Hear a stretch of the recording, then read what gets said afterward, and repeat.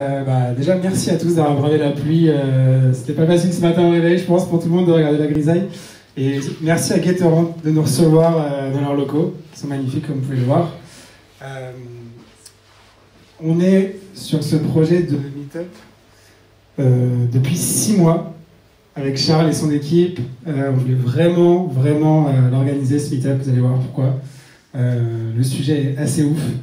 Et donc on espère que ça vous inspirera à avoir des projets soit techniques, soit très ambitieux, vous-même dans vos équipes produits. Parce que ce que vous allez voir était un très beau projet. Et voilà, j'espère que ça va vous inspirer. Et puis côté TPC, vous le savez, notre objectif, c'est de vous aider à déchirer votre carrière dans le produit. Et du coup, je vais laisser Pierre vous donner quelques petites news sur un peu le marché de l'emploi product, des insights qui pourraient vous intéresser. Alors, bonsoir tout le monde. Il y en a certains que je connais ici, à qui je parle assez régulièrement. Donc, enchanté. Si on s'est parlé très souvent, vous pouvez recevoir pas mal de mails de moi, en tout cas pour ceux qui sont déjà inscrits à TPC. Et pour les autres, qu'est-ce que vous faites? Pourquoi n'êtes-vous pas inscrits? C'est la question que j'ai envie de vous poser. Et sinon, pour le marché, je pense que vous le savez tous, product manager, product designer, on est sur des métiers de plus en plus en tension. Il y a de plus en plus de startups qui lèvent, qui cherchent des bons profils. Et elles veulent toutes les mêmes profils. Alors, moi, c'est là où je peux vous donner un petit conseil, des petits tips. Bien sûr, je pourrais vous en donner bien plus régulièrement si vous étiez membre de TPC et qu'on échange de manière régulière. Mais ce qu'on constate en parlant à pas mal de boîtes, pas mal de recruteurs, c'est qu'ils cherchent vraiment des gens orientés impact first. Alors, c'est un mot un peu jeté comme ça ne veut pas dire grand-chose. Mais très concrètement, c'est le petit conseil que je peux vous donner pour vous vendre, notamment sur votre LinkedIn. C'est ce que regardent toutes les startups, et elles ne passent pas non plus 10 ans par profil. C'est vraiment de lister un peu l'impact que vous avez pu avoir dans une boîte et d'être très chiffré, en fait, tout simplement, de chiffrer tous les KPI que vous avez pu impacter. Et voilà, ça c'est un petit tip que je peux vous donner. Et sinon, au niveau plus du marché global, le mois d'avril, c'est un super mois, étant donné qu'il y a plein de boîtes qui viennent de faire leur plan de recrutement annuel. Donc si vous voulez commencer à regarder un petit peu l'état du marché et les opportunités qui pourraient vous être proposées, n'hésitez pas à vous inscrire, on ne demande même pas de CV, vous nous donnez quelques infos et vous êtes directement mis en relation avec des startups très cool. Voilà. Yes, vous pourrez poser vos questions à Pierre. Bien sûr, je reste là après jusqu'à minuit et vous pouvez me solliciter. Et du coup, on va passer au sujet. Je vais laisser Charles et Fabien prendre la parole et on peut les applaudir. Merci beaucoup à vous.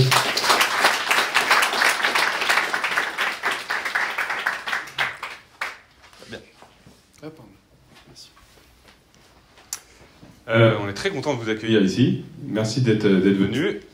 On va peut-être commencer par se présenter rapidement, si ça veut bien marcher.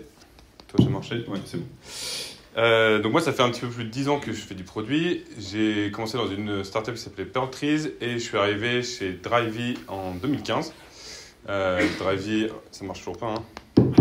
C'est super proche. Ouais, c'est ça. Ok. Allez, je le fais sans alors. Je le fais sans. Derrière, vous entendez bien? Vous entendez bien derrière? Ouais, on fera tourner pour la salle. Je crois que celui-là marche mieux. Allez. Comme ça, j'ai pas fait tout staff avec les micros pour rien. Donc, je disais, oui, je suis arrivé chez Drivey à l'époque en 2015. Drivey a été racheté par Gatorand en 2019. Et donc aujourd'hui, je dirige l'équipe de nos product managers et puis je travaille aussi sur ce qu'on fait en termes d'impact environnemental. Donc si ça vous intéresse, on pourra en parler à la fin de la présentation. Et moi, c'est Fabien. Moi, je suis arrivé chez Gatorand juste au moment, à la fin du rachat, en octobre 2019. Et ça fait du coup maintenant 2 ans que je travaille. Donc je suis product designer et je bosse pour la squad qui s'appelle Bookings et aussi je m'occupe du design system qui s'appelle Cobalt chez Gatorand. Donc voilà, et ça fait à peu près 10 ans que je fais du product design. Avant, j'ai bossé dans d'autres startups, une petite startup qui s'appelait Octoly avant et un peu de freelance. Et j'ai commencé ma carrière, on va dire, en agence de com. Et j'ai été amené progressivement vers le produit au cours de ma carrière. Donc voilà. Peut-être avant de rentrer dans le vif du sujet, est-ce que vous pouvez nous dire un peu à main levée là, combien on a de product designers dans l'assemblée? Ok. Et de product managers? Ok. Est-ce qu'il y a d'autres métiers, peut-être de la data? D'autres métiers Nous? Je suis UX UI designer et no codeur. Ok. Du coup, là, UX UI designer. Ok. Cool, bah c'est sympa d'avoir une diversité de profils comme ça.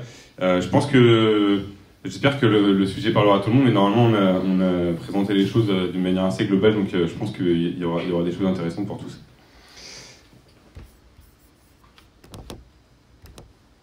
Alors, juste une petite intro où on voulait vous rappeler ce qu'on fait. Peut-être que vous nous connaissez, mais peut-être que vous ne connaissez pas très bien. Donc, concrètement, nous, le problème auquel on s'attaque, enfin le constat qu'on fait, c'est que l'usage individuel de la voiture est complètement sous-optimal et pose un certain nombre de problèmes dans beaucoup de grandes villes et beaucoup de pays. Je vous illustrerai ça avec quelques problèmes très précis. Le premier, c'est que la pollution de l'air, ça tue 40 000 personnes par an en France. Deuxième problème très précis, c'est que la voiture, c'est le poste numéro 1 dans l'empreinte carbone des Français. Et enfin, un troisième symptôme, c'est l'espace public occupé par les voitures. En ville, il y a à peu près 20% de l'espace public qui est perdu par des voitures qui se déplacent moins d'une fois par semaine. Et donc, nous, si vous voulez, partant de ce constat, donc ça c'est un peu la vision du verre à moitié vide. La vision du verre à moitié plein, la nôtre, c'est qu'en optimisant l'usage de la voiture, en la partageant, en faisant en sorte qu'il y ait moins de voitures, qu'on les utilise vraiment pour les usages pour lesquels il n'y a pas d'alternative et qu'on utilise des véhicules plus propres, on peut améliorer la qualité de vie en ville et au sein de nos communautés. Nos communautés, on en a deux principales, on a des locataires et des propriétaires. Parce que notre métier, c'est de mettre en relation ces deux communautés. Donc nous, on fournit à nos clients un accès à des véhicules qui sont sûrs, pratiques et bon marché. Voilà pour la mission. Très rapidement aussi, on parle de notre organisation. On ne va pas rentrer dans tous les détails parce que je pense qu'on pourrait passer pas mal de temps sur ça, mais si vous voulez poser des questions à la fin, on pourra y revenir. On a 5 grandes équipes dans notre équipe produit, data, design, engineering. Et aujourd'hui, on va s'intéresser à l'une d'entre elles qu'on appelle Marketplace Dynamics. Et cette squad, elle a pour mission de maximiser les revenus à long terme de notre place de marché. Et concrètement, ils bossent sur deux axes principaux. Le pricing, ce dont on va parler aujourd'hui, et le ranking, donc comment on classe nos résultats de recherche quand quelqu'un fait une recherche sur la plateforme. À l'époque où on a construit toute la brique dont on va vous parler aujourd'hui, il y avait dans cette squad entre 1 et 2 data scientists, ça dépendait du moment, un développeur full stack, un product designer, donc Fabien, un product manager, à l'époque c'était moi, maintenant c'est Nicolas qui est au fond de la salle et qui pourra vous parler de la squad si ça vous intéresse, et un pricing manager, on reviendra sur ce rôle un peu plus tard dans la présentation. Alors allons-y, on va rentrer dans le vif du sujet et peut-être à nouveau un petit sondage. Est-ce qu'il y a des gens ici qui bossent sur du pricing aujourd'hui? Ok. Est-ce que c'est un sujet sur lequel vous allez peut-être bosser dans les mois ou années qui viennent? Ok. Du coup, j'imagine que vous êtes plutôt là pour le côté... Enfin, je me demande pourquoi vous êtes là d'ailleurs.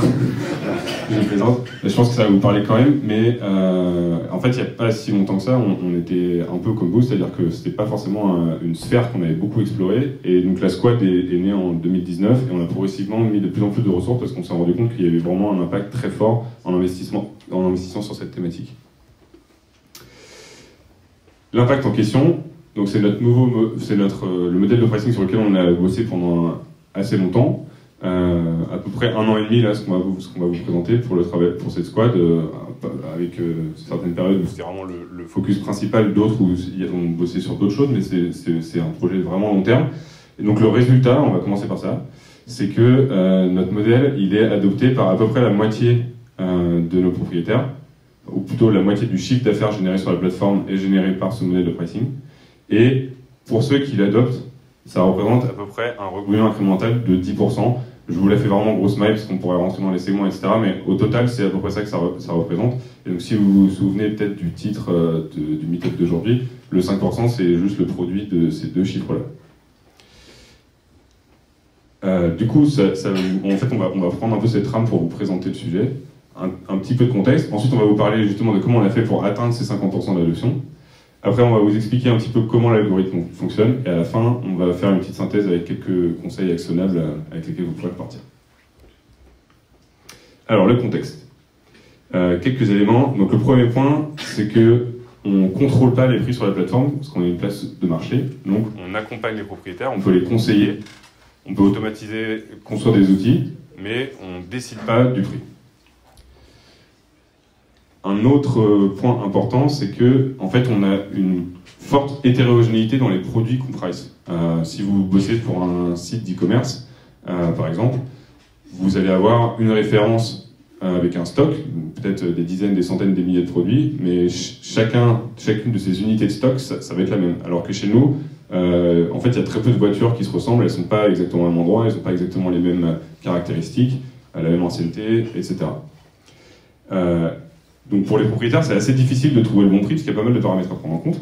Et c'est aussi très chronophage, parce que comme beaucoup d'entreprises et de plateformes dans le travel, en fait, le prix il change tout le temps, parce que l'équilibre entre l'offre et la demande, il faut le réévaluer un peu en permanence. Et donc si un propriétaire veut vraiment tirer le maximum de cette thématique de pricing, il faudrait quasiment qu'il modifie ses prix tous les jours. Donc comme c'était très chronophage pour eux, on savait qu'il fallait qu'on investisse là-dessus et qu'on leur facilite la vie. Enfin, un autre point de contexte, c'est que les prix incluent pas mal de composantes. Aujourd'hui, on va vous parler seulement de la composante qui est ce qu'on appelle le prix de référence, donc c'est vraiment le prix que les propriétaires fixent.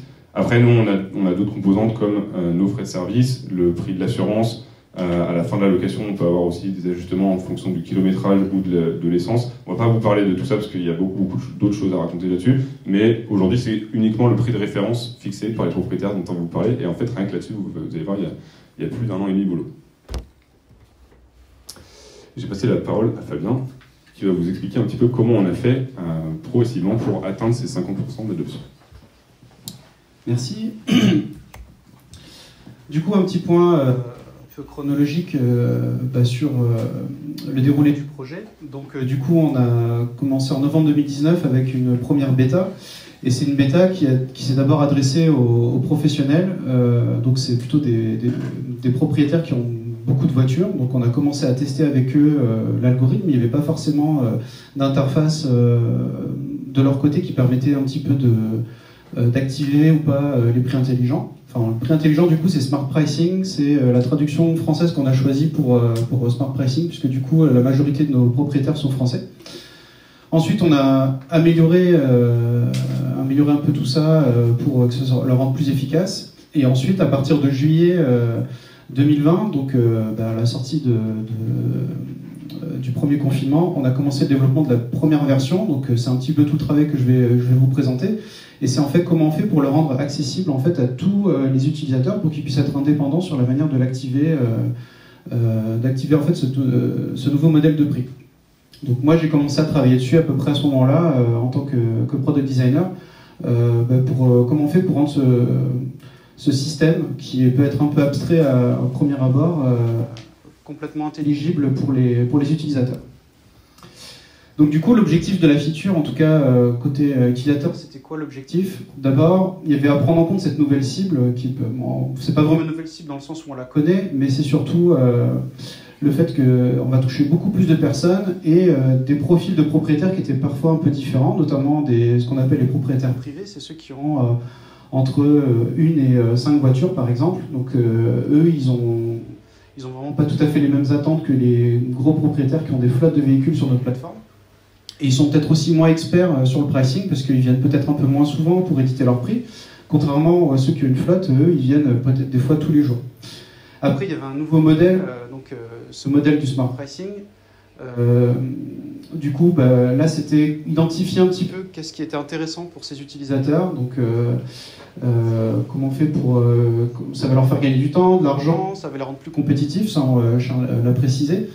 Et aussi d'être plus réactif, puisque du coup, cet algorithme il va être dynamique et du coup, il va changer un petit peu les prix pour eux automatiquement. Et après, il y avait une troisième composante, c'était, ok, on ajoute un nouveau modèle, on va intégrer ça dans un produit existant, donc il faut aussi prendre en compte cet existant-là quand quand on va travailler là-dessus, quoi. Donc on a déjà d'autres modèles de prix qui existent, donc je vais rentrer brièvement dedans, je ne vais pas vous expliquer tout en détail comment ça fonctionne, parce que ça peut être un peu compliqué à comprendre, mais en gros, il y avait déjà un existant, donc il fallait qu'on puisse insérer là-dedans. Juste avant de rentrer dans le détail, chez Gatorand, donc il y a vraiment 3 composantes de compétences, on va dire, qui font partie de l'équipe design. Donc il y a la première composante, c'est il y a l'UX Writing.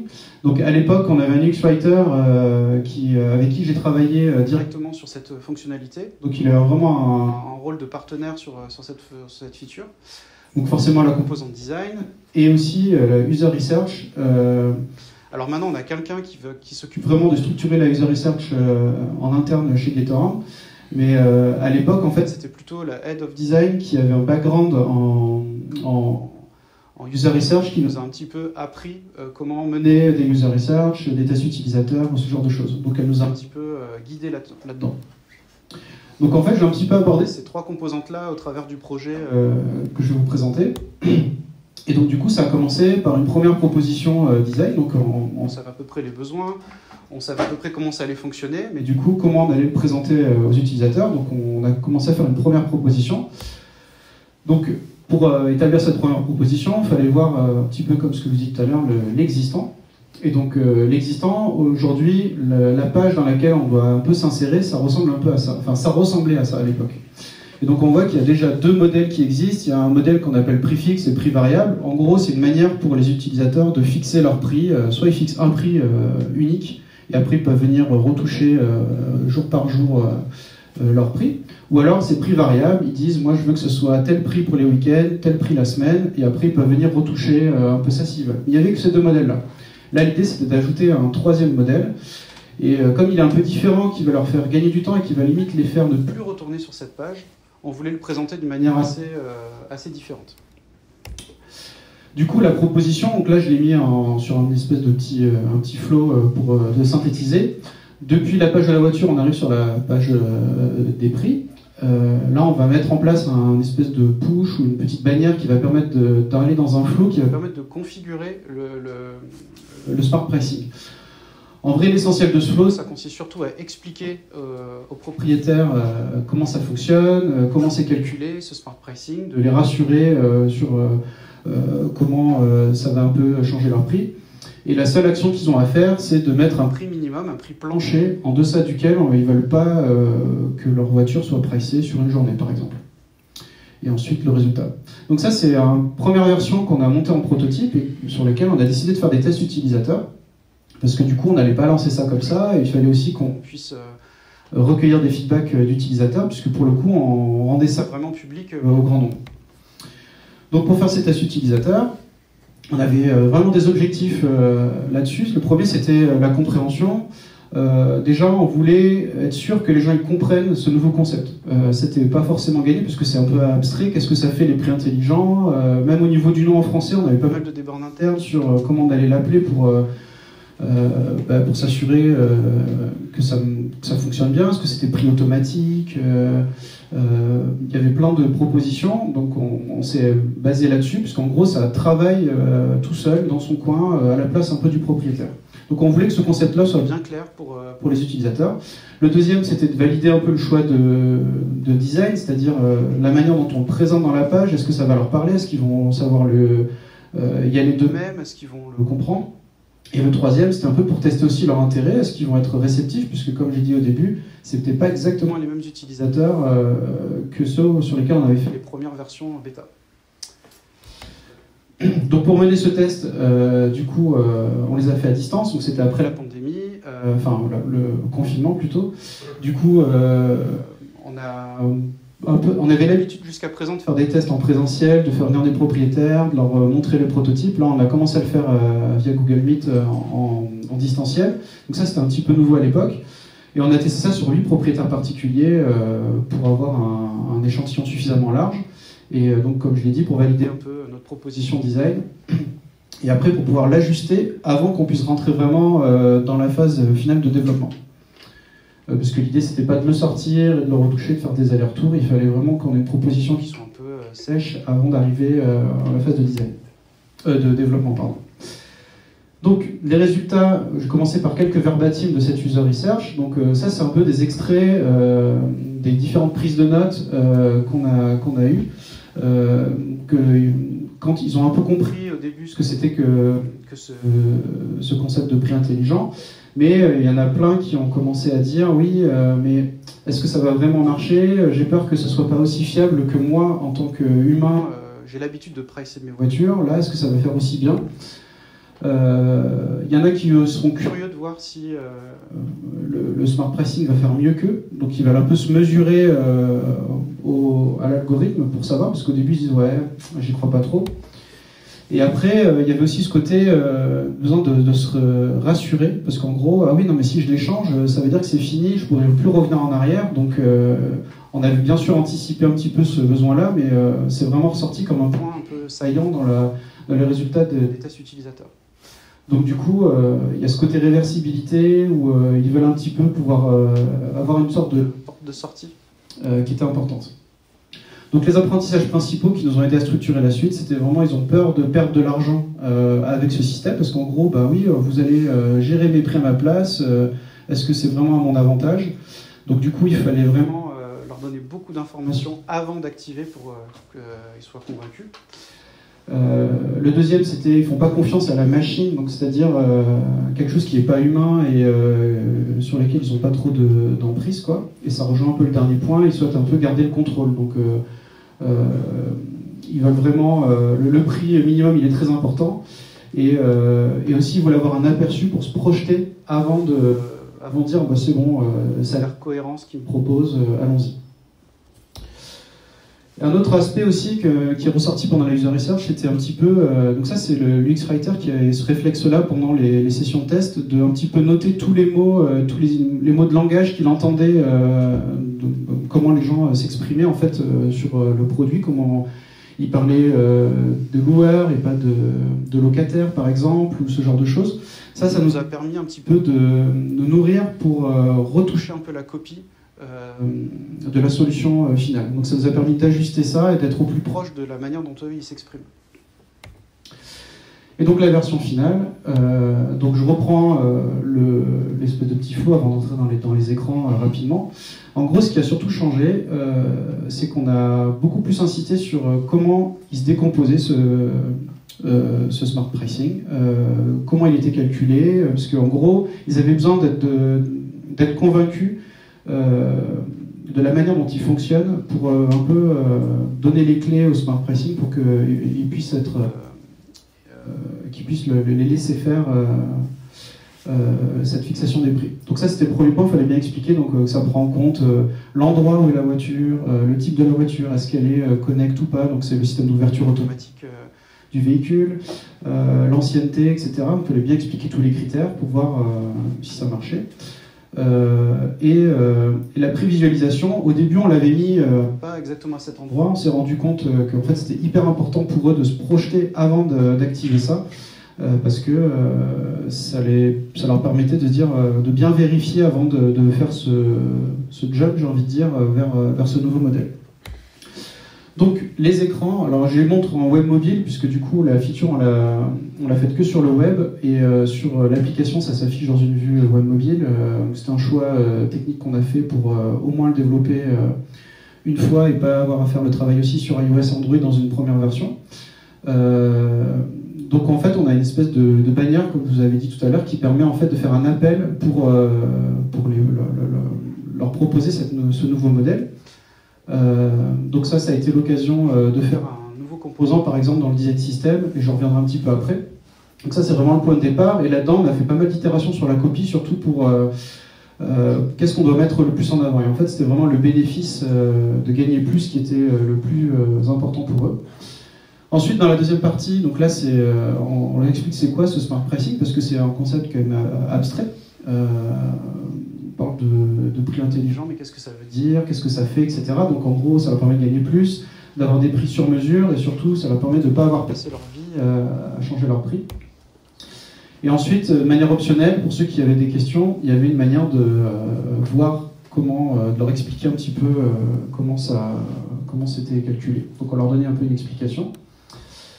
Et ensuite, un aspect assez important, c'est de leur dire, ok, voilà, ça fait ça, mais vous pouvez à tout moment, en gros, le désactiver si vous voulez, et aussi vous avez une manière de le contrôler avec le prix minimum. Juste après, du coup, ils pouvaient setuper ce prix minimum. On leur recommandait un prix quand même plancher, et si vous voulez aller plus bas, c'était eux qui choisissaient, mais en tout cas, ils avaient la possibilité de suivre notre recommandation.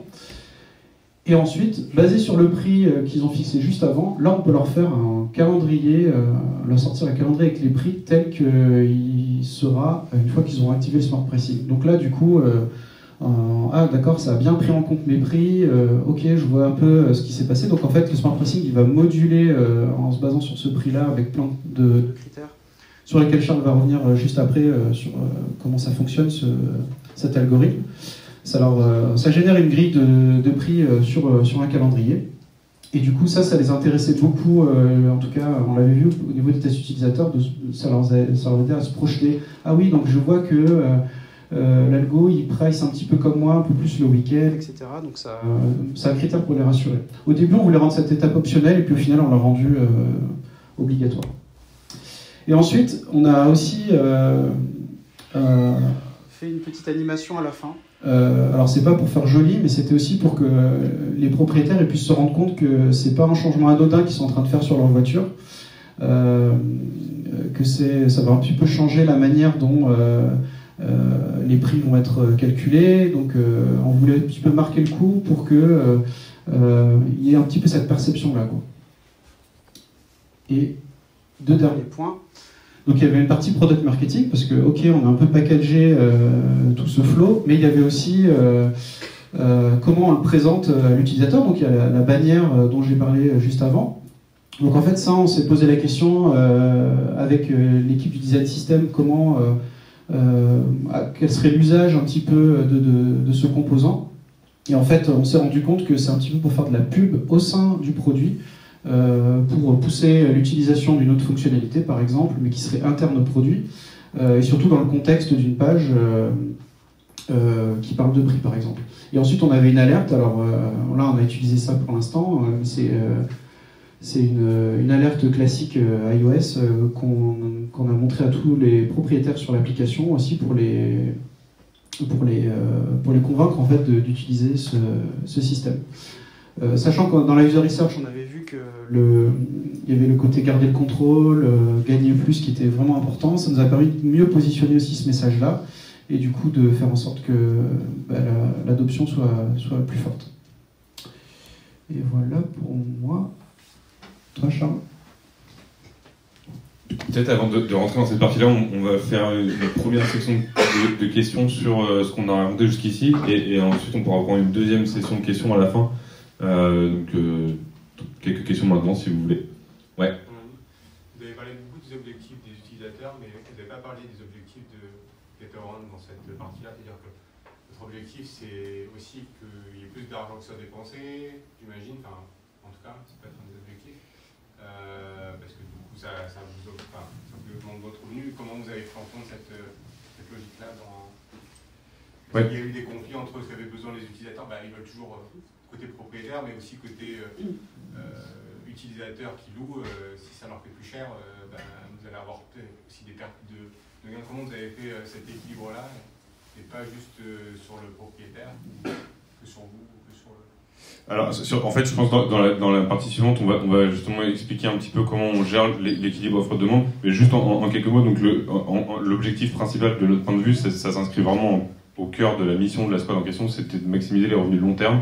Donc le but, c'est pas forcément d'aller, je dirais, faire des hausses de prix énormes tout de suite si à long terme ça détruit notre marque. Donc on a un petit peu cet équilibre à trouver, s'ajuster en fonction de la saisonnalité, mais aussi construire une confiance avec les locataires sur le fait que nos prix, quand ils sont plus élevés, c'est qu'il y a une raison, c'est qu'en fait il y a moins d'offres disponibles et aussi chez nos concurrents c'est visible. Donc effectivement tu as raison, il faut prendre en compte les deux côtés de la plateforme. C'est pas forcément spécifique au pricing, parce qu'il y a beaucoup, quand tu es sur un marché bifast, tu es un peu obligé même dans la croissance, tu es obligé d'équilibrer, si t'as trop de gens d'un côté et pas assez de l'autre, il y a une forme de fuite à un moment, quoi. Donc c'est vrai que l'objectif business était là, et sur la manière dont on calibre ça en continu, on va rentrer dedans dans la deuxième partie. Ouais. Je sais pas si tu voulais peut-être appuyer dessus. Okay. Claire. Ouais, vas-y. Comment vous avez sélectionné vos tests utilisateurs des 8 propriétaires? Pourquoi 8? Pourquoi pas plus? Et sur quels critères vous avez? Alors les 8, je crois qu'on se met d'abord une base de 5 minimum pour pouvoir faire un échantillon suffisant. On a poussé à 8 parce que quand même c'est quand même une fonctionnalité qui est importante, et on voulait quand même vraiment valider et être, on va dire, carré, béton là-dessus, quoi. Et après, comment on les a choisis? On a pris des gens, dans mes souvenirs, parce que ça commence à dater un petit peu, mais dans mes souvenirs, c'était des gens qui avaient quelques voitures, qui étaient actifs, qui avaient des locations, et du coup qui étaient susceptibles de venir sur la page de prix assez régulièrement, pour que ça soit un peu aussi représentatif d'un usage qu'il pouvait y avoir de la plateforme. Donc sur tout ça, et ouais, essentiellement. Peut-être, je repense à un point aussi sur le côté objectif business. C'est vraiment un truc très très général et un gros raccourci, mais en fait moi j'aime bien quand même le prendre quand on discute avec des gens de l'équipe. C'est quand on investit dans une brique aussi long terme dans notre produit, généralement on se dit c'est une réussite si on arrive à faire au moins une hausse de 5% justement. Donc il n'a pas eu tant que ça en fait des itérations où on a eu avec un incrément une hausse de volume d'affaires comme ça. Bon, évidemment, quand tu es au tout début de l'histoire de la boîte, dans les 2 premières années, ça va beaucoup plus vite. Mais quand tu es à plusieurs dizaines de millions de volume d'affaires, chaque pourcent, il est difficile à aller chercher. Et en gros, quand on investit des mois comme ça de plusieurs équipes, d'une équipe structurée, on se dit l'objectif c'est d'aller chercher au moins 5% de croissance. J'ai une petite question. Et donc, est-ce que vous avez constaté, une fois que vous avez mis ça en place, plutôt que les prix, enfin une hausse des prix plutôt une baisse des prix? C'est-à-dire, est-ce que les users ils priçaient plutôt sous-priçaient leur véhicule, ou est-ce qu'ils avaient tendance à les surpricer par rapport au prix du smart pricing? Ça rejoint un peu ta question, c'est qu'en fait il y avait aussi un bénéfice pour les locataires, parce que grosso modo, évidemment ça dépend des propriétaires, mais généralement ceux qui étaient peu experts, ce qu'ils faisaient c'est qu'ils avaient des prix qui étaient quand même très stables, et en gros ils priçaient pour le week-end. C'est-à-dire que leur voiture, mettons, ils la mettaient 45 € tout le temps, et ça bougeait pas. Et alors qu'en semaine, en fait, comme on a beaucoup plus d'offres que de demandes, le prix intelligent, ils vont beaucoup plus bas, quoi. Ils descendent à 22, 25 €. En revanche, c'est sûr que quand tu es le 14 juillet, ils montent plus haut, quoi. Donc il y a des périodes pour lesquelles c'était un bénéfice pour les locataires parce qu'ils pouvaient avoir accès à une voiture moins chère. Il y a des périodes pour lesquelles, là, on était plus en faveur des propriétaires parce qu'on sait qu'il y a énormément de demandes et que de toute façon, les voitures vont partir. Donc, c'est le moment où les propriétaires vont chercher la majorité de leurs revenus. Comme on a un business très saisonnier, c'est sûr que juillet-août, c'est assez critique pour nous. Peut-être encore une ou deux questions sur cette section. Ouais. Sur les 8 personnes que vous avez interrogées, combien étaient prêts à activer le smart pricing à la fin du test? Alors, je pense que tout le monde était intéressé pour l'activer, mais il y en a qui ont, je pense qu'il y en a peut-être 3 ou 4 qui ont bien dit je vais lui donner sa chance, mais si jamais au bout d'un mois je vois que j'ai moins de sous dans ma poche, en gros, je vais désactiver. Donc du coup, ça nous a aussi pas mal orienté sur comment présenter les informations, etc. Et vous avez retrouvé cette stat ensuite quand vous l'avez lancé à tout le monde? Là, on est hors de près de 100%, donc sur les personnes, c'est un peu particulier. Ouais. Est-ce que vous avez retrouvé un taux de conversion aussi important? C'est le taux d'adoption qu'on voyait au début? C'est le 50% de taux d'adoption au début? En fait, on n'est pas arrivé à 50% d'un coup. Parce que c'est sûr que quand tu es en test, en fait, tu peux présenter le truc en détail, la personne elle est face à toi, elle est déjà très engagée, quoi. Quand tu dois aller chercher des propriétaires qui viennent pas très souvent sur le site ou sur l'appli, c'est plus de boulot. Donc ça a été assez progressif, et on a été notamment aussi accompagné par notre équipe Account Management qui a fait un gros boulot de pédagogie auprès de nos propriétaires professionnels. Mais le moment où on a sorti le flow que Fabien vous a présenté, je crois qu'en l'espace de 2 semaines, on a dû passer de quelque chose comme 10% d'adoption à 35%, vraiment comme ça, quoi. Et ensuite, il y a un petit peu de churn sur cette feature, mais il y a beaucoup de gens qui churn et qui reviennent ensuite. Et il y a aussi pas mal de gens qui, comme on leur laisse beaucoup de contrôle, qui finalement ils la laissent active et quand ils sont pas d'accord, ils corrigent juste quelques petits points. Et donc au final, quand même, pour une feature aussi structurante et où en fait ça peut quand même aller très très vite tu vois, sur un certain modèle de voiture dans une certaine agglomération, de rater un événement qui se passe. On est quand même vraiment fiers du résultat parce que c'était un gros défi. Est-ce qu'il y a une dernière question sur cette partie? Est-ce qu'il y a Ouais. une phase d'itération juste après? Bonjour l'utilisateur, vous l'avez sorti et à quel moment et comment vous avez... Juste après les tests, on a revu la copie, on a retravaillé toute la copie parce qu'on visuellement, elle est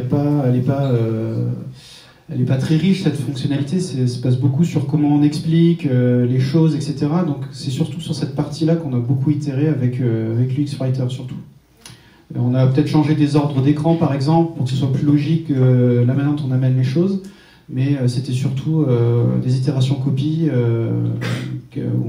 très très fines à la fin pour arriver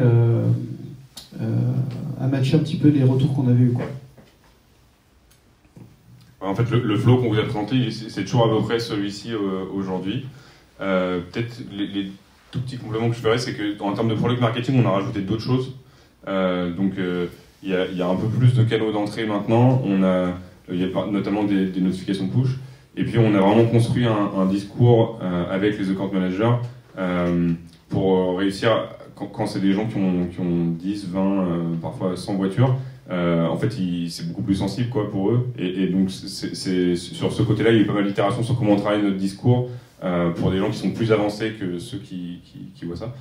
Et après, l'autre partie sur laquelle, pour le coup, on a énormément itéré, c'est ce qu'on va vous présenter maintenant, c'est toute la partie algorithme. Donc, visuellement et sur l'adoption, ça peut bouger, mais par contre, sur la pertinence des recommandations, on continue toujours le travail et je pense qu'il y a encore des années de boulot. Ok, je passe à la section d'après, et bien sûr, si vous avez des questions encore sur cette première section, on pourra en prendre à la fin. Alors déjà,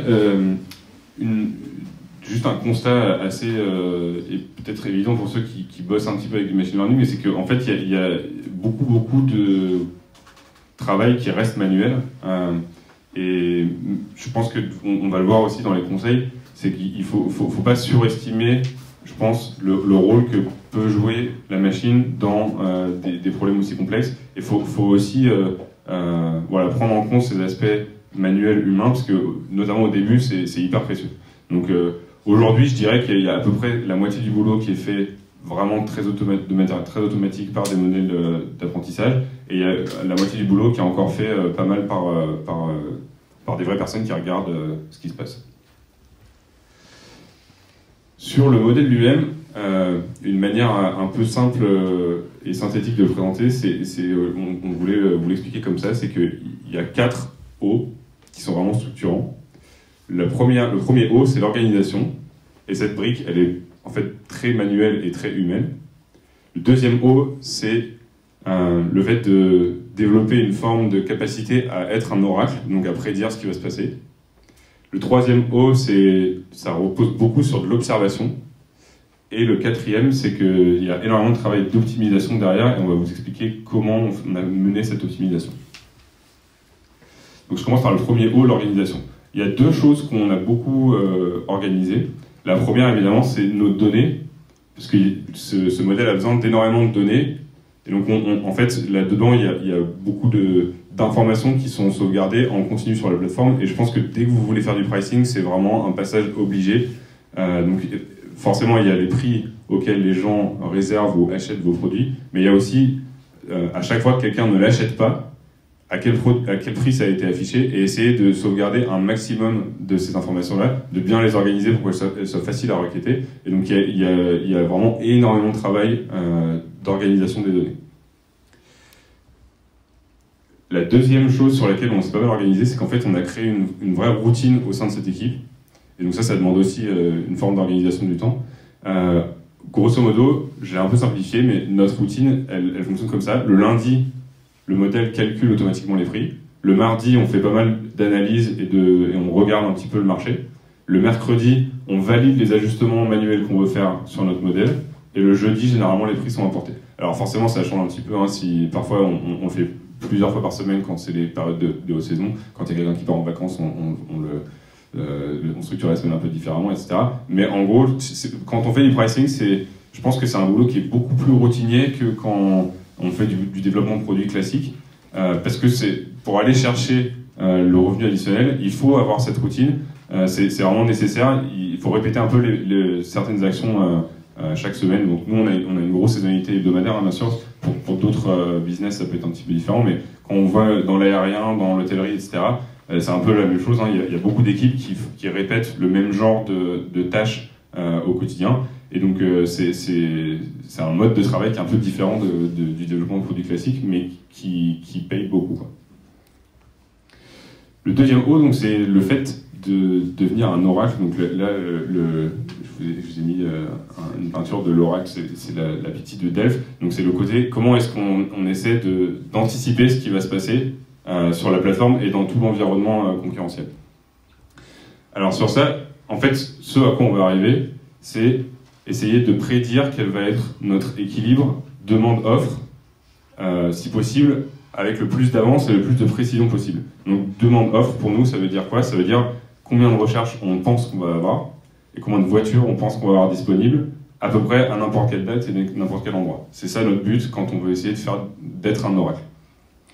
Donc la partie voiture, en fait, elle est assez simple. Juste on prend les voitures disponibles. Au début, on a essayé de faire des choses un petit peu plus riches, un peu plus complexes. Et en fait, on s'est rendu compte que juste prendre les voitures existantes sur la plateforme à un temps T, parfois dans certains pays qui sont en très forte croissance, juste appliquer un taux un peu standard, ça peut aider. Mais finalement, juste le nombre de voitures disponibles, c'est ce qui est le plus précis. Donc, je vais pas trop vous parler de la partie voiture, mais vraiment sur la partie recherche, c'est là où il y a beaucoup plus de boulot.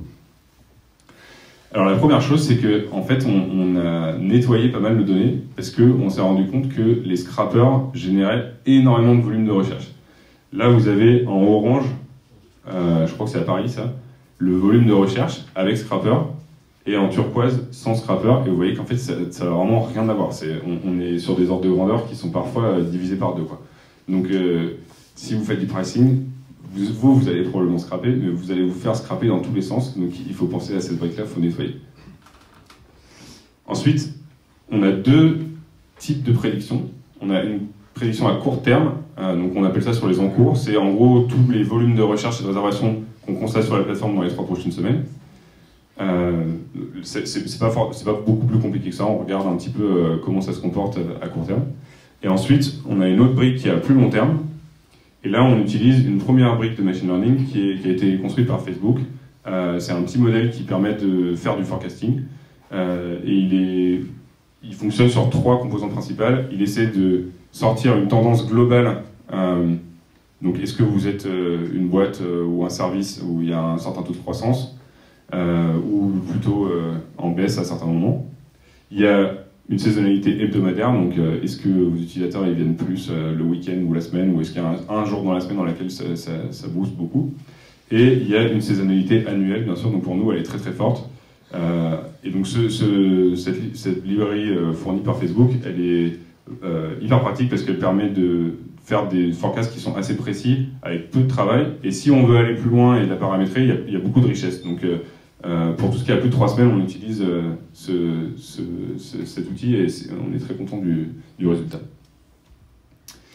Là, je vous ai mis, du coup, quand on regarde sur les 3 prochaines semaines, quel est le taux d'erreur constaté quand on regarde le résultat réel de recherche par rapport à ce qu'on avait prédit, en utilisant le modèle d'encours en bleu et en utilisant Facebook Prophet en rouge. Donc, vous voyez que les encours sont bien plus performants, donc c'est pour ça que sur l'échelle de 3 semaines, on a choisi de garder ce modèle-là. Et là, je vous ai donc montré ce que ça donne à la fin pour la ville de Londres et pour la ville de Lyon, donc l'équilibre recherche-voiture. Et vous voyez que le modèle, il marche quand même pas mal, quoi. En turquoise, vous avez la prédiction, et en vert, vous avez le réel. Bon, bien sûr, je me suis arrangé pour prendre des courbes où ça marche bien, hein, mais quand même. sur ces courbes-là, c'est très efficace. Le troisième O, c'est l'observation. Il y a deux types de choses qu'on observe beaucoup. Évidemment, il y a la concurrence. Donc, je vous parlais du scrapping tout à l'heure, nous, on en fait pas mal. Donc là, vous avez un dashboard qu'on utilise pour surveiller un petit peu ce qui se passe sur l'environnement. On regarde tous les prix, donc les couleurs, c'est la durée de la location. À 1 jour, 2 jours, 7 jours, 14 jours, on essaie de prendre un maximum de concurrents possible dans un maximum de localisation possible. Et puis, ce qu'on regarde aussi, c'est à quel point ils ont des volumes d'offres disponibles. Donc, c'est la dernière courbe. C'est pas le prix, c'est est-ce que il leur reste beaucoup de voitures, parce que quand vous êtes à 1-2 mois d'avance en Corse autour du 15 août, en fait, plus personne n'a de bagnole. Donc nous, on veut détecter le moment où ce chiffre est très bas, parce que on sait que c'est à ce moment-là où on peut avoir des prix plus hauts et aller chercher faciliter pour les propriétaires les gains maximum en haute saison. Là, je vous ai mis du coup un dashboard aussi qui permet de voir un peu les écarts entre les moyennes de prix que nous, on pratique sur la plateforme et les concurrents en fonction de la localisation. Et donc, on regarde ça régulièrement, on peut filtrer par type de voiture, par pas mal de choses pour nous aider à prendre des décisions. Ensuite, on observe aussi les tendances internes sur la place de marché. Ça, c'est très classique en pricing et en revenu management. En fait, on compare le taux d'occupation de cette année par rapport à l'année précédente, à la même date. Et si on est si on a un taux plus élevé, c'est signe qu'on peut augmenter plus les prix par rapport à l'année dernière. Si on a un taux plus bas, c'est qu'il faut y aller un peu plus tranquillement. Le Covid a un petit peu compliqué les choses là-dessus, parce que c'est plus difficile de comparer l'année dernière par rapport à cette année, mais donc on s'en sort en regardant 2 ans en arrière. Et ça, c'est vraiment une brique que tous les pricing managers utilisent dans tous les métiers où ils font du pricing, c'est d'ajuster un petit peu en fonction de la tendance qui est observée donc dans l'aérien, dans l'hôtellerie, et pour nous, ça fonctionne pareil. Donc, dans la routine dont je vous parlais, en fait, notre pricing manager, elle regarde beaucoup tous ces dashboards, et quand le mardi, le mercredi, elle doit faire ses modifications avant qu'on applique vraiment les prix, c'est des outils qu'elle regarde toutes les semaines. Le 4e O, c'est l'optimisation. Et là aussi, il y a 2 choses qu'on a beaucoup optimisées. Le premier, c'est évidemment les revenus et les prix qu'on propose, et le deuxième, je vais y revenir, c'est le temps que ça nous prend de faire ce boulot-là. Quand on fait du pricing, de manière très simplifiée, on cherche à trouver l'équilibre entre la courbe de demande et la courbe d'offre. Ce qu'il y a, c'est que nous, en fait, cet équilibre il est assez difficile à trouver, parce que l'offre, on ne produit pas une quantité grandissante du même produit, c'est vraiment plein de produits qui sont très, très hétérogènes. Du coup, nous, on ne fonctionne pas tout à fait comme les briques de revenu management et de pricing classique. En fait, ce qu'on essaie d'optimiser, c'est pas quantité et prix, c'est la probabilité de réservation sur la plateforme multipliée par le prix. Donc c'est ça qui nous donne l'espérance de revenus de chaque propriétaire. Alors et c'est là où en fait la brique de machine learning la plus profonde sur laquelle on investit prend tout son sens. Donc comment ça marche? On lui donne en entrée notre équilibre que je vous ai présenté dans la partie Oracle, les volumes de recherche et les volumes de voitures prédits. Et puis on lui donne un maximum de caractéristiques sur chaque voiture, quelques-unes qui sont très structurantes. C'est est-ce que la voiture est équipée de Getaround Connect, donc c'est notre technologie pour pouvoir déverrouiller les portes de la voiture. Quelles sont ses évaluations? S'il y a beaucoup de très bonnes notes, forcément ça va être plus facile d'aller monter les prix. Est-ce qu'elle est située proche d'une gare ou d'un aéroport? Voilà, ça c'est un peu des exemples ou par exemple, est-ce que c'est une voiture manuelle ou automatique? C'est ce genre de caractéristiques qui peut vraiment modifier sur le prix. Donc en entrée, on lui donne un peu ces 2 catégories de données. Et ensuite, le modèle de machine learning est entraîné à chaque fois. Il y en a un par agglomération avec ces données-là. Et du coup, ensuite, une fois qu'il est entraîné, ce qu'on lui fait faire, c'est qu'on lui fait calculer pour chaque prix, pour chaque date, pour chaque voiture, quelle est la probabilité que la voiture soit réservée. Et on prend la valeur qui optimise l'espérance de revenu. C'est comme ça que ça marche. Bon, là, c'est un exemple fictif hein, de 50 €, mais, et on raisonne principalement sur le prix un jour pour faire ça. On peut bien sûr ensuite aller beaucoup plus profond en faisant la même chose pour un jour, pour 2 jours, pour plusieurs durées, etc. Donc pour l'instant, on le fait sur les prix un jour et on gère la durée autrement, mais quand je dis qu'il y a des années de boulot, c'est que c'est ce genre de choses qu'on pourrait tester là-dedans. Et la deuxième chose qu'on a beaucoup optimisé, c'est le temps que ça nous prend de faire tout ce travail. Donc au début, quand on a commencé, en fait, quasiment tout était manuel, c'est-à-dire que le calcul des prix, il fallait déclencher les opérations à chaque fois qu'on voulait le faire. L'analyse, il fallait passer pas mal de temps à regarder les dashboards qu'on vous a montrés. Les ajustements, la manière dont on appliquait ces ajustements sur le premier calcul des prix, il y avait aussi beaucoup de travail manuel. Et l'import, à chaque fois qu'on avait validé les prix, quand on les faisait venir sur la plateforme, parce qu'il faut écrire en fait beaucoup de valeurs dans notre base de données, là aussi c'était un petit outil qui était pratique et qu'on a codé très vite, mais qui demandait pas mal de boulot manuel. Et au fur et à mesure, on a automatisé pas mal de choses. Donc maintenant, le calcul des prix, il est déclenché automatiquement. L'analyse, effectivement, on a toujours besoin d'un regard humain dans cette routine, donc c'est la partie qu'on a gardée encore en manuel. Les ajustements, une fois qu'ils sont validés sur l'analyse, ils sont appliqués de manière automatique, et l'import, il est aussi appliqué de manière automatique. Et là, je vous ai mis une capture d'écran justement de qu'est-ce que ça veut dire quand on travaille sur l'outil d'import, quel genre de gain de temps on a réussi à avoir.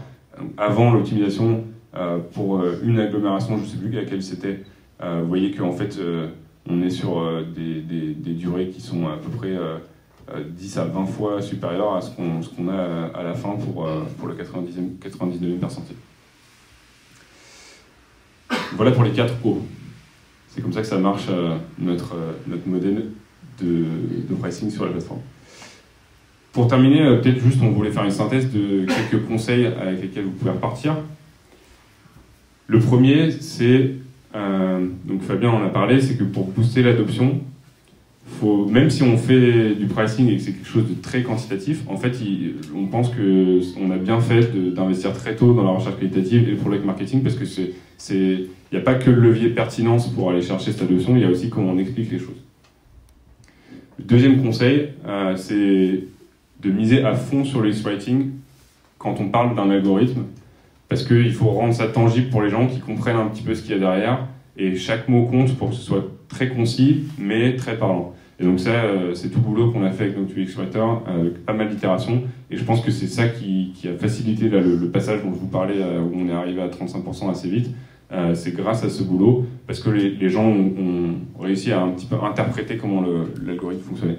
Le troisième conseil, c'est qu'une bonne routine, c'est au moins aussi important qu'un modèle de machine learning qui a une bonne précision.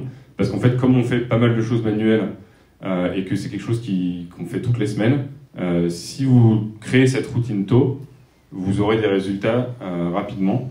Évidemment, un modèle qui est très précis, qui marche bien, ça aide, hein, mais il ne faut vraiment pas sous-estimer la partie outillage et boulot manuel humain, parce que ça joue un rôle très important en pricing. Et enfin, peut-être un conseil un peu plus général sur le machine learning. Je vais vous montrer une illustration pour essayer d'expliquer un petit peu ce qu'on veut dire par là. C'est que très souvent, quand on fait du développement de produit, en fait, on essaie de résoudre la majorité du problème avec un temps minimum. Donc, idéalement, on essaie de résoudre le problème pour 50, 60, 80% de nos utilisateurs avec la première itération.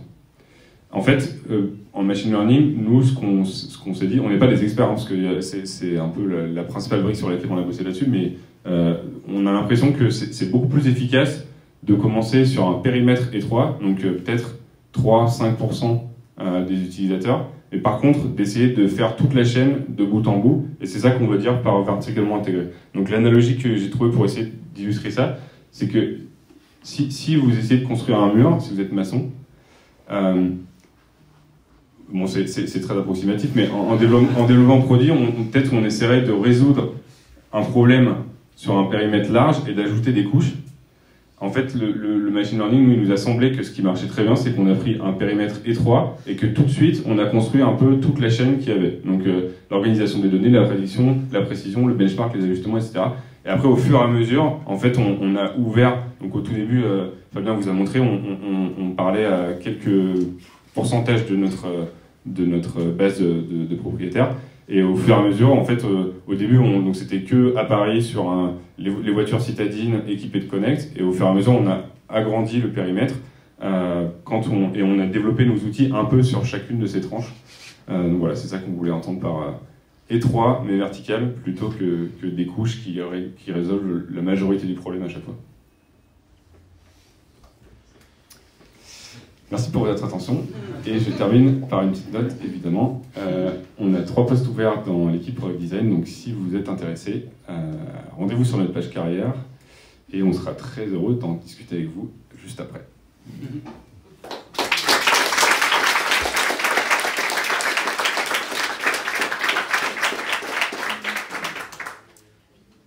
Est-ce qu'il y a des questions ?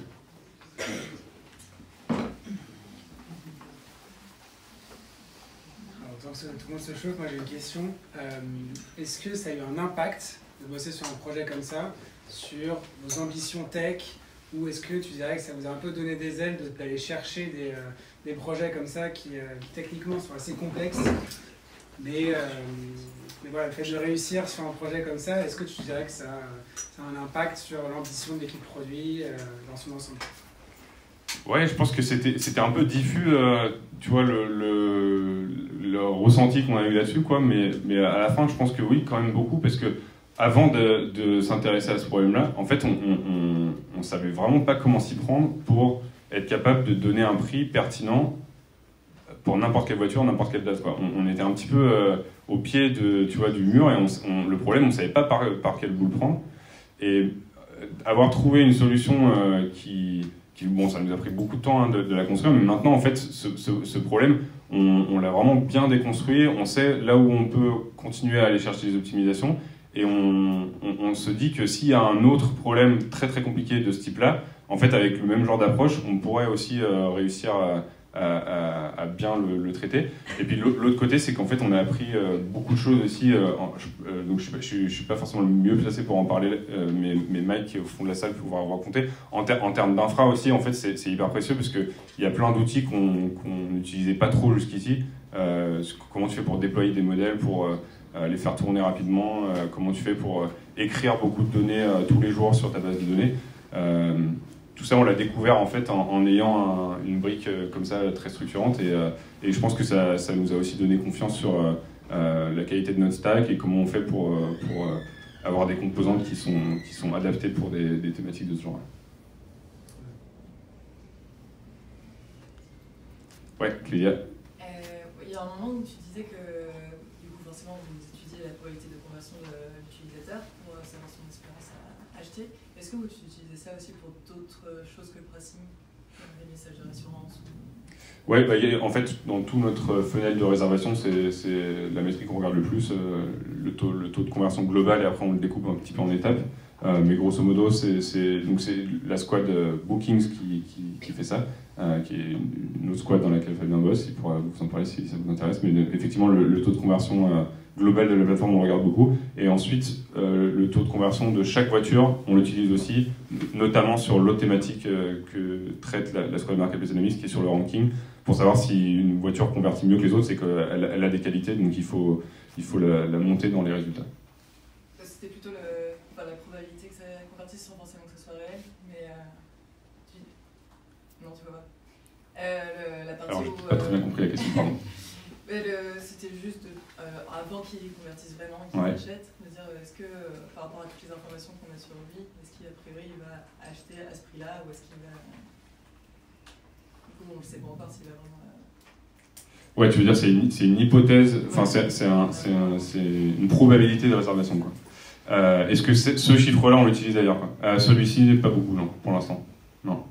Mais peut-être que, je pense que sur le classement, peut-être qu'on pourrait effectivement, pour faire une brique de personnalisation du classement, ça pourrait peut-être être intéressant, mais pour l'instant on l'utilise pas trop ailleurs. Hein. Il y avait une autre question derrière aussi. Ouais, c'était juste, est-ce qu'il y en a qui ont adopté cette solution et après qui en sont revenus? Et si oui, est-ce que, vous savez à peu près quelle part c'est? Est-ce qu'ils vous ont expliqué pourquoi? Est-ce que vous avez un retour aussi de gens qui n'ont pas forcément compris l'utilité ou qui n'étaient pas à fond dedans? Je pense que vraiment les propriétaires, avec le boulot qu'on a fait, ils comprennent pourquoi on le fait et ils comprennent à peu près le niveau d'info dont ils ont besoin, de comment ça marche. Mais il y a quand même des gens effectivement qui désactivent. Alors le taux de churn est exact, tu vois, définitif sur la feature, j'avoue, je le connais pas. Je sais que, je crois que quelques semaines après, il y a quand même il me semble que ça doit être peut-être autour de 20%, peut-être Nicolas connaît le chiffre, je pense. Mais les gens reviennent beaucoup après, en fait. C'est un peu des allers-retours, c'est-à-dire qu'ils testent, ils regardent pendant une période si ça marche bien. Ensuite, parfois, ils veulent reprendre le contrôle pour une certaine raison, ils reviennent. Donc, tu vois, on ne mesure pas forcément de manière super définitive en se disant si on l'a perdu, parce qu'on sait qu'ils reviennent souvent. Et l'autre point qui est assez important dans les phases d'itération future, c'est qu'à chaque fois qu'un propriétaire désactive, on lui demande pourquoi il le fait. Donc il y a un petit texte sur lequel il peut nous renseigner, et on s'est pas mal basé sur ces textes pour itérer sur la manière dont on explique les choses, mais aussi ça nous aide à comprendre un petit peu parfois des endroits sur lesquels ça marche vraiment pas, ou des catégories de voitures sur lesquelles on n'est pas bon, parce que bon, tu vois, une citadine, une familiale, parfois un utilitaire, on peut être très pertinent. Pricer une voiture de collection, c'est hyper chaud, quoi. Donc on sait qu'on n'arrive pas toujours, et typiquement un propriétaire va nous le dire, ça, que ça marche pas bien pour. Est-ce que vous avez pensé peut-être ce qui est un potentiel pour faire un produit à part entière, qui soit plutôt B2B, pour aider d'autres boîtes à justement pricer s'ils ont un Blablacar, choses comme ça, potentiellement? On a discuté avec Blablacar justement de comment ils font du pricing, mais ce qui était intéressant, c'est qu'ils ont une approche on s'est pas mal retrouvé en fait dans les approches. Je pense que ça dépend tellement dans les autres business qui sont très saisonniers, un peu avec le même genre de saisonnalité, c'est-à-dire une forte saisonnalité à l'année et hebdomadaire, peut-être qu'il y aurait des choses à faire, mais tu vois, il y a quand même énormément de choses qui sont très très spécifiques à nos données, etc. Donc je pense que si on voulait open sourcer quelque chose, ou si on voulait ça demanderait quand même encore beaucoup de boulot juste d'isoler les briques qui sont, les découper, etc. Donc on n'a pas réfléchi particulièrement à ça, mais peut-être un jour, je sais, ouais.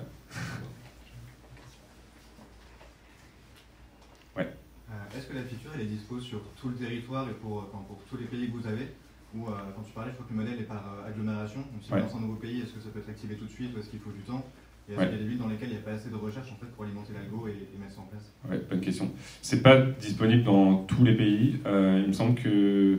Alors, nous, on travaille sur la plateforme européenne. La partie États-Unis est gérée aux États-Unis. Donc, là-bas, pour le coup, ils peuvent contrôler 100% du prix. Donc, ça fonctionne très différemment. Et sur les pays européens, c'est disponible dans la majorité des pays. Il y a deux exceptions, c'est l'Angleterre et la Norvège. Parce qu'effectivement, pour l'instant, on n'a pas encore suffisamment de données. C'est des pays qui ont été lancés plus récemment. Mais on a envie de travailler dessus et de le proposer bientôt. Donc ce trimestre, en fait, on bosse sur l'ouverture du modèle en Norvège. Et l'autre question, c'est qu'en fait, comme ça fonctionne par l'agglomération, en fait, il y a un modèle pour tout le reste du territoire. C'est-à-dire quand c'est pas des villes d'une taille suffisante où on n'a pas assez de données, on fait un modèle de fallback où c'est un peu toutes les autres voitures sont dans ce modèle de fallback. Ouais. Donc c'est disponible pour la majorité de la plateforme, mais pas 100%. Ouais. Excuse-moi, du coup vous ne prenez pas du tout en considération les données de la météo par exemple, ou des choses comme ça? Pour l'instant... Pour l'instant, non. Je suis à Paris, je suis à Marseille, j'ai pas forcément les mêmes besoins. C'est-à-dire qu'indirectement... indirectement, je pense que c'est un peu capturé par la saisonnalité. Mais on regarde pas par exemple si aujourd'hui il fait beau, tu vois, et que peut-être on va avoir un pic de demande parce que les gens ont envie de passer la journée au bord de la mer ou quelque chose comme ça. Pour l'instant on le regarde pas encore, mais on s'est déjà dit que ça pourrait être intéressant. En fait, sur des mécanismes très réactifs comme ça, où c'est du quasi temps réel, ça demande quand même un investissement sur l'ensemble de la stack qui te permet de... en fait, il faut que tu puisses automatiser 100% du truc pour que la détection du signal, l'ajustement du truc, puis la modification se fasse sans que tu aies besoin de mettre de partie humaine dessus. Et donc pour l'instant, en fait, on n'est pas encore allé assez loin pour que ça soit complètement automatisé au point où on peut faire des choses comme ça. Mais on a essayé on réfléchit à des manières un peu de faire des raccourcis pour arriver au même genre de bénéfices. On va prendre encore une ou deux questions, après on va aller boire des bières, si ça vous va.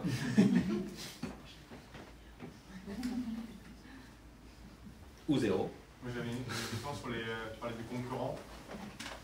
Et pour scraper, c'est qui vos concurrents? C'est des locations de voitures, des entreprises comme Rockstar ou Alice, c'est d'autres concurrents qui font la même chose que vous. C'est comment vous positionnez vos concurrents? Parce que chacun se positionne pas de la même manière, pas avec le même prix, pas avec le même service aussi. Comment vous faites cette... Alors si t'es ok, je vais répondre à la question sur qui on regarde comme environnement concurrentiel, mais par contre je vais pas te dire qui on scrape. L'environnement concurrentiel dans lequel on se positionne, c'est la mobilité en général. Donc effectivement, on regarde beaucoup les loueurs traditionnels, Hertz, Avis, Europcar, etc. On regarde pas mal aussi d'autres plateformes qui sont un petit peu en mode place de marché. Donc il y en a plusieurs dans le monde. Il y a Wicar en France, il y a Turo aux États-Unis. En France, il y en a d'autres plus petites.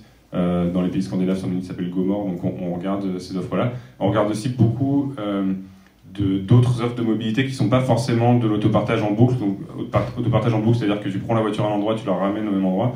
Tu as l'autopartage en trace directe. On regarde aussi les VTC en fait, parce que sur certains usages, tu peux, plutôt que de louer une voiture, tu peux payer un chauffeur pour aller à l'endroit et revenir. Donc c'est la mobilité en général, quand le vecteur de mobilité c'est la voiture. Et on regarde un peu tout ça. D'accord. Trop cool. Merci beaucoup, je pense qu'on peut vraiment remercier Charles et Fabien pour la présentation.